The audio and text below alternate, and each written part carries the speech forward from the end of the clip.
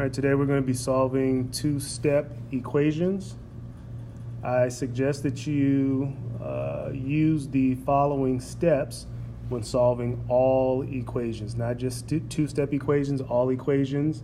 Follow the following steps. So the first thing you want to do is, if there are any fractions in the equation, you want to multiply the entire equation, all the terms, by the lowest common denominator. Next, you want to distribute. If there's anything to distribute, a number outside the parentheses, you're going to distribute that number, multiply it by all the terms inside the parentheses. Next, you want to combine any like terms, any terms that have the same letter and exponent on those letters. You're going to combine those like terms. And then you're going to isolate the variable by adding and subtracting, similar to what we did in the one-step solving equations. And then next, you're going to divide both sides by whatever number is in front of the variable. If there's no number in front of the variable, you should be done at that point. All right, first example.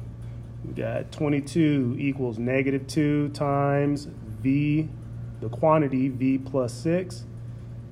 All right, so the first thing we want to do is distribute, because there are no fractions. All right, so the next thing we're going to do is distribute. When we distribute the -2 to all the terms in the parentheses, we get -2v, and then minus 12 on the right side of the equation. Next thing we want to do is start to isolate the variable by adding or subtracting. All right, we have -12, or 12 being subtracted from the term that has our variable in it. So we want to do the opposite of subtracting 12, and we want to add 12 to both sides. When we add 12 to the left side, we get 34. When we add the 12 to the right side, we're left with just 2v. And the last step is to divide both sides by the number in front of our variable. We have a -2 in front of our variable, so we're going to divide both sides by -2.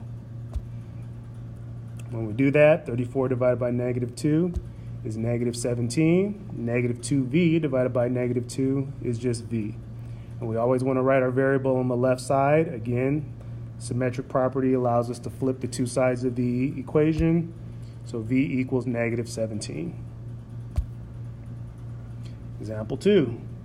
Got r over 2 minus 5 equals -14. All right, first thing we want to do is find out what the lowest common denominator is. We only have one denominator, so the lowest common denominator is going to be 2. Once we find out what the lowest common denominator is, we're going to multiply all the terms by that lowest common denominator.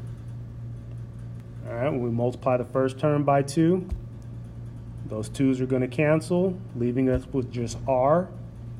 The -2, the 2 times the 5, -2 times the 5 is going to give us -10.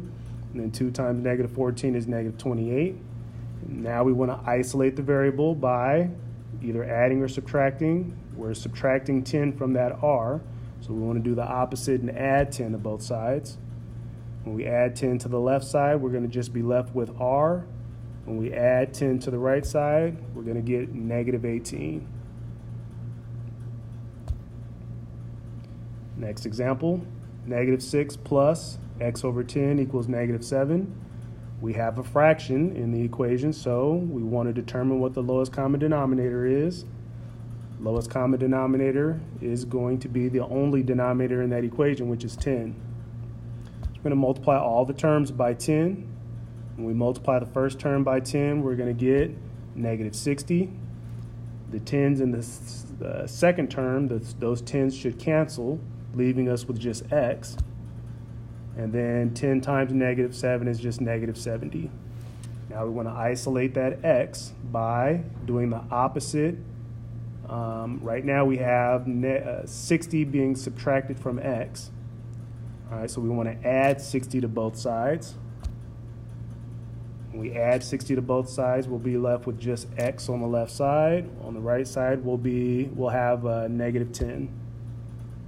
And all done. Last example.